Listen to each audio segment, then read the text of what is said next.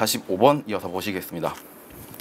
신용장의 해석과 관련하여 올바른 것을 모두 기재한 것은, 자, 이렇게 또 신용장의 조건, 여러분 이제 익숙하죠? 신용장 조건은 이렇게 쭉 나오고요. 지문부터 한번 보겠습니다.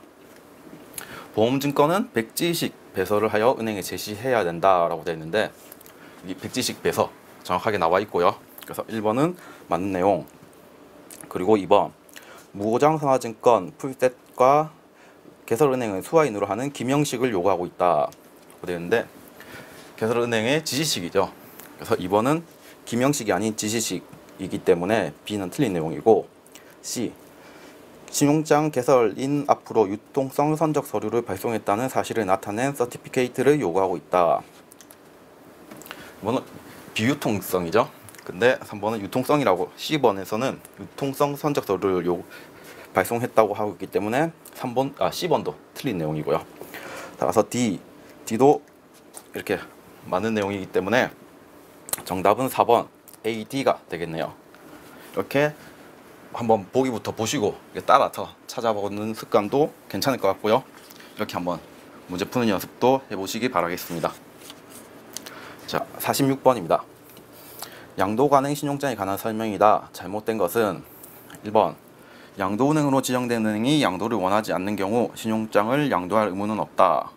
UCP에서는 명시적으로 합의한 경우를 제외하고 신용장에 양도 의무는 없다라고 규정되어 있기 때문에 맞는 내용이고요. 2번 양도하는 은행은 개설은행과 같이 지급 책임의 의무를 지게 된다. 확인은행을 제외하고 양도은행은 지급의 의무가 없습니다. 양도은행은 말 그대로 양도만 하는 은행이기 때문에 2번이 틀렸네요. 3번 맞아보시면 제1수익자의 한음 또는 송장 교체 시 하자사항이 발견된 경우에는 제2수익자의 서류에 하자가 없었어도 개설은행으로부터 결제 거절을 당할 수 있다. 1수익자 서류가 하자가 있었으니까 2수익자 서류도 거절할 수 있고요. 맞는 내용입니다. 4번은 뭐 이런 거는 다 아시죠? 트랜스퍼 에이블. 따라서 4번도 맞는 내용. 이렇게 틀린 내용도 정리해 두시고요. 답은 2번입니다. 자, 47번입니다. 다음 빈칸에 들어갈 당사자의 배열이 가장 옳은 것은, 어찌 보면 기본 문제인데 여러분들이 좀 어렵게 느꼈을 수가 있거든요. 하나하나 살펴보겠습니다. 가부터 보시면 신용장의 수익자는 수출상이 되고요. 신용장은 개설은행에 취소불능 결제 의무가 있죠. 그래서 나는 개설은행. 다 보시면 신용장의 통지는 보통 수출상의 거래은행이 되고요. 그리고 BL의 수화인은 개설은행 지시식으로 발행되죠. 그래서 개설은행이 지시식으로 발행되기 때문에 개설은행이 BL을 담보로 잡을 수 있는 거니까 라는 개설은행이 되고, 보시면 수화인 같은 경우에는 개설은행 지시식이겠지만 착화통지처는 수입상이 되고요.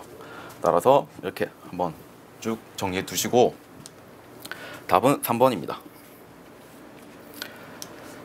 48번 계속 보시겠습니다. UCP 600이 적용되는 양도 가능 신용장에 대한 설명으로 가장 올바른 것은 1번 양수인은 불가피한 사정으로 양도 신용장상의 물품을 수출할 수가 없는 경우 신용장상의 권리를 제3자에게 양도할 수 있다. 다 아시죠? 신용장은 제2수익자까지만 양도가 가능합니다. 뭐 3수익자, 4수익자 이렇게 나오면 안 되고요. 2수익자까지만 가능하다는 거 다 알고 계시죠? 암기해 두시고요. 2번 신용장이 양도 가능하다고 기재되지 않았다면 수익자는 이미 제3자에게 대금을 양도할 수 없다라고 되어 있는데, 이거 틀린 내용이네요. 그 UCP 제39조에 보면 대금의 양도 규정이 있거든요. 신용장의 양도와 관계없이 대금의 양도는 가능하다고 규정되어 있기 때문에 2번도 틀린 내용. 3번 양도와 관련된 모든 수수료는 제2수익자가 지급해야 된다. 이렇게 되어 있는데, 별도의 합의가 없는 한 뭐 이런 수수료 같은 경우는 1수익자가 지급합니다. 또 UCP에 규정되어 있고요. 제4번 제1수익자는 2수익자의 송장과 한엄을 대체할 권리를 가진다. 4번이 맞는 내용이네요. 양도를 하면서 그 송장과 한엄을 대체할 권리를 가지고 있기 때문에 나머지 틀린 부분들 정리해 두시고, 특히 이런 부분은 틀리면 확실하게 암기해 두시기 바라겠습니다. 답은 4번입니다. 그 UCP 제38조에 보면 양도 가능 신용장이 규정되어 있거든요. 그 앞에서 46번 보셨죠? 거기서도 양도 가능 신용장 이런 부분이 나왔는데 그거와 관련해서 한번 정리해 보시면 다 보기 있었던 내용들입니다. 뭐 명시적으로 동의한 경우를 제외하고는 양도할 의무를 부담하지 않는다는 거나 뭐 양도 가능, 그리고 일수익자가 지급하는 거, 그리고 이수익자 그 이후에 수익자에게 양도할 수 없다. 그리고 이거는 제가 한 번 더 정리해 드린 건데 그 신용장 금액, 단가, 유효기일, 뭐 제시를 위한 기간 이런 부분은 신용장을 양도하면서 얼마든지 단축, 감액될 수 있습니다. 그리고 보험 부보율은 신용장을 양도하면서 증가될 수 있습니다. 이런 부분도 제가 암기식을 하나 따놨거든요. 금단 유죄선은 신용장을 양도하면서 감액 단축될 수 있다는 거, 그리고 보험 비율은 증가될 수 있다는 거. 이렇게 이것도 시험에 충분히 나올 수 있는 문제이기 때문에 이렇게 꼭 정리해 두시고요. 자, 49번 보시겠습니다. 신용장 거래소 부보 금액에 대한 설명으로 잘못된 것은 1번 CIF 또는 CIP 가격을 문면상 결정할 수가 없는 경우에는 매입 금액의 110% 또는 송장 금액의 110% 중 큰 금액에 대하여 부부한다. 맞죠? 2번 보시면 최소 부보 금액은 CIF 또는 CIP 가격의 110%, 이것도 다 알고 계시는 내용이고요. 3번 상업송장에 선지급이 표시되어 상업송장 금액이 상품 가치와 다르면 상업송장 금액을 기준으로 부부하여야 한다. 이 내용이 틀린 내용이거든요. 답은 3번이고요.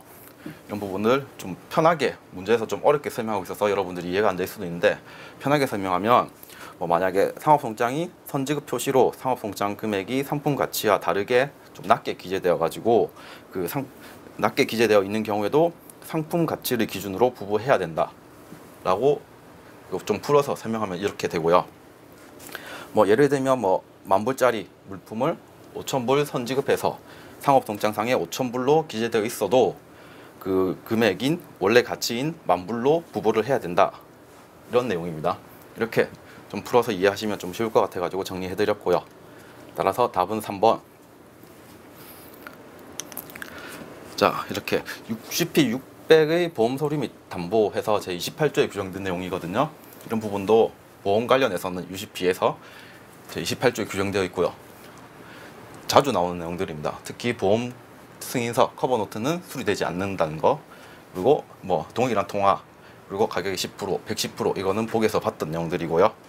이렇게 보험 관련 내용들도 UCP에서 규정되어 있는 내용들 이렇게 꼭 정리해 두시고 한번 암기도 한번 해보시는 게 좋을 것 같습니다. 빈출되는 내용이기 때문에 제가 정리해 드린 거고요. 50번 이어서 보시겠습니다. 하나증권에서 환적과 분할 선적에 관련된 다음 설명 중 잘못된 것은 1번 환적이란 신용장에서 명시된 선적항으로부터 하역항으로 운송하는 도중에 한 선박에서 다른 선박으로 제적되는 것을 말한다. 환적의 정의죠? 의의입니다. 의의. 2번 신용장에서 분할 선적에 대하여 별도의 명시가 없다면 분할 선적이 금지된다. 2번이 틀린 내용이네요.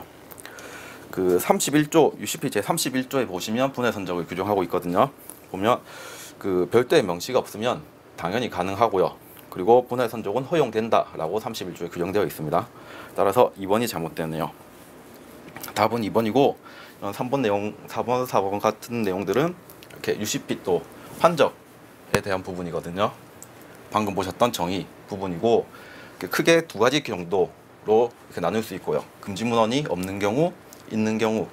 그런데 금지문헌이 있는 경우라 하더라도 이런 경우에는 수리된다는 것까지 꼭 암기해 주시기 바라겠습니다.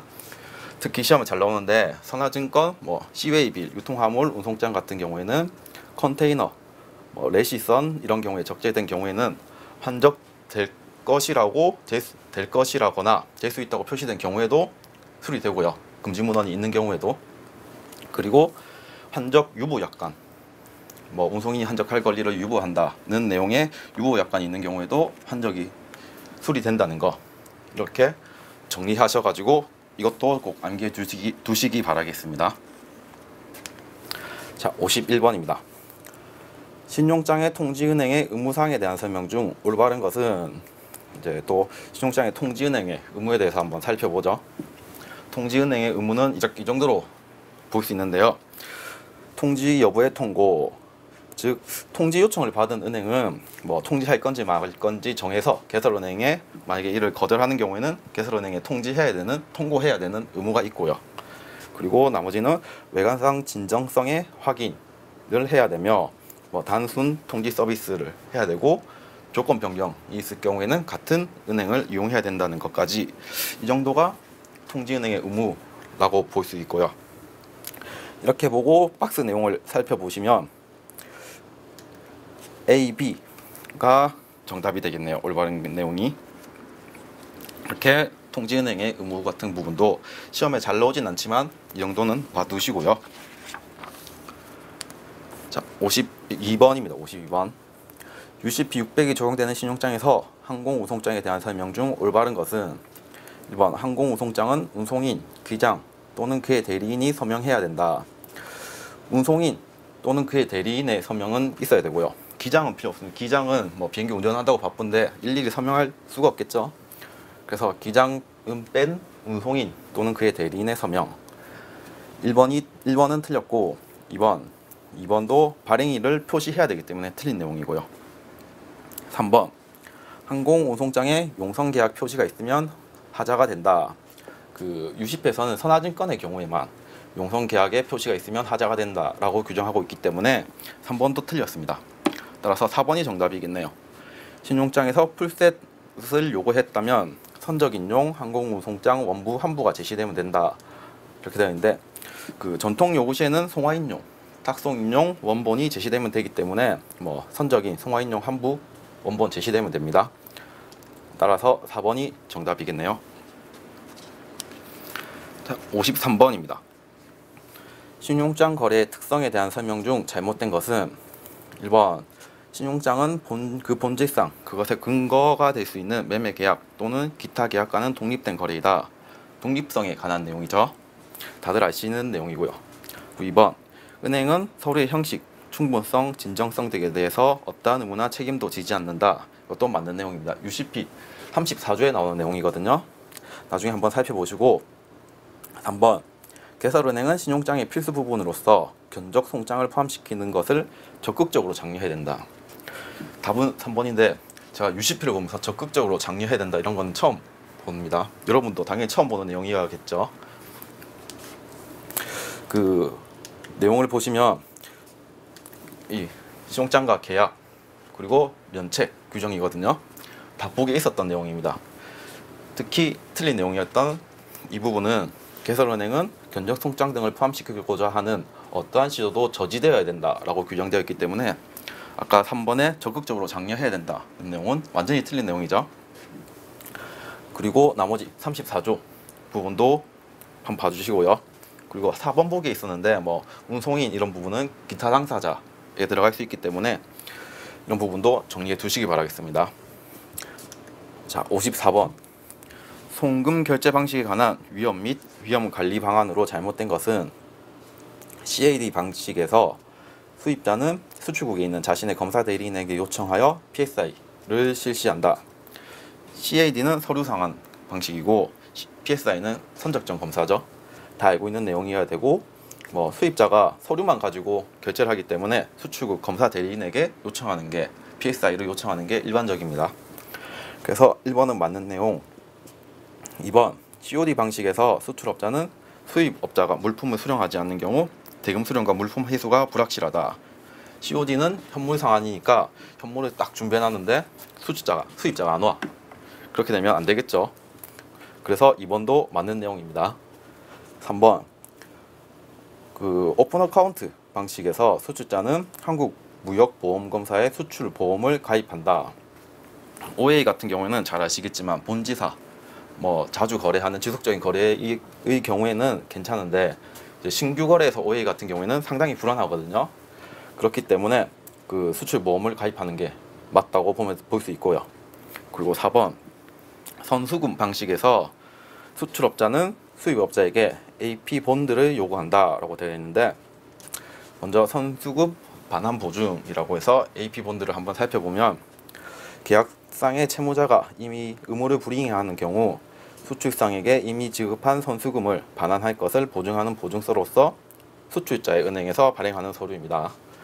그러니까 즉 돈을 준 수입상이 돈 받은 수입상한테 보증서를 요구하는 거겠죠. 그런 서류가 AP 본드고요. 따라서 4번에 보면 이 두 개는 바뀌어야 되겠죠. 수입업자가 수출업자에게 AP 본드를 요구한다 라고 되어 있어야 되기 때문에 4번이 틀린 내용이네요. 자, 55번 이어서 보시겠습니다. 송금 결제 방식의 업무에 관한 기술로 잘못된 것은 1번 CAD, COD는 동시 결제 방식이지만 선적 이후에 상품 대급이 지급되기 때문에 사후 송금 방식의 일종으로 볼 수 있다. 맞죠? 2번 CAD 방식은 보석, 기금속 등까지만 읽으면 여러분들 바로 답이 나와야 됩니다. 2번이 틀렸네 하면서 보석, 기금속류 같은 경우는 COD를 통한 대표적인 그 대상이고 COD의 대표적인 그 무역 대상이 보석, 기금속류. 이런 보석 같은 거는 조그만한 기스가 있어도 그 상품 가치가 확연히 틀려지기 때문에 실제로 보고 판단 결제하는 거겠죠. 그래서 2번은 COD 결제입니다. CAD가 아니고. 나머지 3번, 4번 정리해 두시고 이런 문제는 정말 쉬운 문제이기 때문에 여러분들 꼭 맞춰야 되는 문제입니다. 답은 2번이고요. 56번 보겠습니다. 추심 결제 방식의 특징 및 업무에 관한 기술로 올바른 것은 추심에 관하여는 은행들은 대금 지급을 합격하고 서류를 검토할 의무가 있다. 추심은 신용장이 아니죠. 그래서 은행에 서류 검토 의무가 없습니다. 2번 추심 결제 방식은 무신용장 거래로서 선적 서류는 당사자 간에 발송되는 게 아니죠. 은행을 통해서 이렇게 추심은행, 추심의뢰은행 이렇게 통해서 당사자 간에 전달되기 때문에 2번은 틀린 내용이고요. 3번 추심 결제 방식은 환원이 발행되며 대금 지급 의무자는 은행이 아니고 당사자가 되기 때문에 틀린 내용입니다. 그 4번이 정답인데 그 물품을 수입상이 선적하고 나서야 추심이 이루어지고요. 그렇기 때문에 은행의 지급 보증도 없기 때문에 뭐 대금 영수 이런 부분이 불확실한 부분이 있고 또 DA 같은 경우에는 특히 만기일에 대금을 받기 때문에 물품 회수가 보장되지 않을 위험도 있다는 것. 그래서 정답은 4번이 되겠습니다. 57번입니다. 추심 결제 방식의 특징 및 업무를 기술한 내용으로 가장 잘못된 것은 DP는 지급 인도 방식으로서 SIT 방식의 개념으로 수출업자는 일람불 환엄을 발행한다. DP는 일람불 환엄이 발행되니까 맞고요. 2번 DA는 인수인도 방식으로서 유전스 방식의 개념으로 수입업자는 도착된 서류에 대해서 즉시 지급하고 서류는 만기에 인수한다. 이번은 뭔가 좀 잘못되었네요. 즉시 지급, 만기 인수는 처음 들어보고요. 즉시 인수 그리고 만기에 지급이 맞는 내용이네요. 제가 이거 보면서 들으면서 헷갈리네요. 즉시 인수, 만기 지급이 맞습니다. 그래서 답은 2번 즉시 인수, 만기 지급 한 번 더 확인해 두시고요. 3번 4번은 뭐 추심의 기본 내용이네요. 4번은 추심의 특징, 3번은 은행. 이렇게 2번 정리해 두시고요. 이렇게 문제를 풀면서 제가 팁을 하나 드리면, 여러분들 이런 지문이 긴 문제 같은 경우는 특히 더 그렇거든요. 문제를 풀면서 1번은 맞네, 2번 잘 모르겠는데 3번 맞고 4번 잘 모르겠는데 이렇게 표시를 해 두시면 결국 이렇게 풀다가 고민만 하다가 시간을 보내긴 아까우니까 나중에 풀어야지 하면서 다른 문제 먼저 푸시고, 이렇게 고민되는 문제는 나중에 그런 문제, 쉬운 문제들 다 풀고 다시 돌아왔을 때 이렇게 표시를 해두면 이 두 개의 보기만 보면 되거든요. 그러니까 훨씬 더 문제 푸는 시간, 이렇게 표시를 안 해두면 처음부터 다시 읽어야 되니까 문제 푸는데 2배의 시간이 쓰는 거죠. 근데 이렇게 표시라도 해두면 여러분들 문제 풀면서 다시 돌아왔을 때 훨씬 더 빠르게 그 필요한 부분만 찾아서 읽을 수 있으니까 훨씬 유용하고요. 그리고 문제가 좀 어려워서 문제 풀 시간이 없어, 찍어야 돼. 근데 57번 뭐였지? 아예 3번 찍어야지. 3번은 맞는 내용인데 3번으로 찍으면 가능성이 없는 게임이죠. 그러니까 찍어도 2번, 4번 중에 찍을 수 있으니까 여러분들의 그 판단이 맞다면 50%는 맞고 들어가는 거겠죠. 그러니까 문제 풀면서도 이런 식으로 작은 습관 하나 해두시면 훨씬 더 문제 풀거나 찍더라도 도움이 되기 때문에 이렇게도 한번 해보시고요. 58번입니다. 추심 결제 방식과 화환신용장 결제 방식의 공통점과 차이점을 비교한 것으로서 잘못된 것은 1번은 추심 결제는 말 그대로 서류의 추심, 그리고 신용장은 서류의 매입, 결제 맞는 내용이고요. 2번 추심의 선화증권의 수화인은 수입상이 되고요. 그리고 아까 앞에서 문제에서 봤죠. 신용장 같은 경우에는 은행의 지시식으로 되니까 그렇게 정리해 두시고 3번이 틀렸는데 추심은 은행에 신용 공여가 없고 그리고 신용장은 은행이 그 신용을 공유하기 때문에 3번에 보시면 추심도 공여 행위가 발생되었다고는 내용이 틀린 내용이고요. 그리고 4번은 추심은 은행에 서류 심사 의무가 없고 그 신용장은 서류 심사 의무가 있다는 거, 이렇게 추심, 신용장 비교해서도 꼭 정리해 두시기 바라겠습니다. 따라서 3번의 내용이 잘못되었고요. 자, 59번입니다. 화환신용장의 특징에 관한 기술로서 잘못된 것은 1번이 틀렸거든요. 네, 2번부터 한번 보시죠. 신용장은 개설은행의 조건부 지급 하격서로서 신용장에 기재된 조건이 일치하는 서류를 제시하는, 신용장에 기재된 조건에 일치하는 서류를 제시하는 것이다. 이거는 신용장의 독립 주상성, 여러분들 다 알고 계시는 내용이고요. 3번 화환신용장을 약칭하여 DC 다 아시죠? DC라고 하며 개설은행이 대금 지급을 확약하는 것이며 지급 보증서가 아니다. 그 신용장은 은행의 조건부 지급 확약 이렇게 볼 수 있죠. 따라서 3번도 맞는 내용. 4번 신용장이란 그 명칭이나 기술에 관계없이 일치하는 제시에 대하여 개설은행이 취소불능으로 지급, 인수, 연지급을 확약하겠다는 모든 약정을 의미한다. 이건 신용장의 의 정도 보시면 되겠네요. 이렇게 맞는 내용들만 정리해 두시고요. 1번이 틀린 내용인데 신용장 거래에서 타은행이 환어음 지급인이 되게 하려면 예치거래, 환거래 은행을 환어음의 지급인으로 신용장에 명시하고 상환 요청서를 송부하면 된다고 하네요. 이거는 타은행이 환어음의 지급인이 될 수도 있다라는 정도만 1번에 확인해 두시고 나머지 부분들, 이런 부분들 더 확인하는 게 좋겠네요. 답은 1번이고요. 60번 보시겠습니다. 보증신용장에 관한 기술로서 가장 올바른 것은 1번 보증신용장도 화환신용장과 동일하게 UCP가 적용되며 적절하고 완전하게 적용될 수 있다 라고 되는데 1번은 틀렸거든요. 당연히 UCP가 적용은 되지만 그 완전한 적용에는 한계가 있고요. ISP 98이라고 해서 보증신용장 통일규칙 같은 걸로 보완을 하고 있습니다. 그래서 완전하게 적용될 수 있다, 이런 내용은 틀린 내용이고요. 2번 보증신용장은 주로 무역거래 등에 대한 보증수단으로 사용된다는 점에서 화환신용장과 유사하다라고 되어 있는데 보증신용장은 주로 비무역거래에 사용되는 신용장입니다.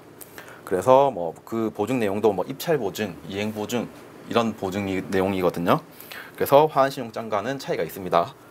2번도 틀린 내용이고 3번 보증신용장은 각종 채무의 이행을 보증을 목적으로 발행되는 신용장으로서 도큐멘터리 크레딧이라고 한다. 보증신용장은 무화한 클린 크레딧이죠. 환어음이 발행되지 않는. 따라서 3번도 틀린 내용이네요. 4번이 정답인데 보증신용장은 수익자와의 채무 계약을 정당하게 이행하지 않았다는 확인 시 개설은행에 지급 의무가 발생하고요. 그리고 불이행 진술서는 수익자가 제시하는 서류 중 하나입니다. 따라서 4번이 맞는 내용이고, 그 보증신용장 관련해서는 좀 어려울 수 있는데 여러분 이렇게 제가 한번 정리는 해놨거든요. UCP 제 1조에 보면 신용장의 본문이 이 규칙에 따른다고 명시적으로 표시하고 있는 경우 모든 화환신용장 가로 열고 적용 가능한 범위에서 보증신용장을 포함한다라고 되어 있는데, 이런 부분에서 적용 가능한 범위에서 라고 규정하고 있듯이 어느 정도 그 적용 가능한 한계가 있다는 것을 UCP 1조에서부터 찾아볼 수 있고요. 적용 가능한 범위에서 적용한다고 되어 있기 때문에. 그리고 이런 내용들 관련해서는 지금 요건이라든지 관련 법규, 제시 서류 이런 부분들은 간단하게 한번 읽어보시고 확인해 보시면 될 것 같습니다. 자, 이렇게 60번까지 풀어봤고요.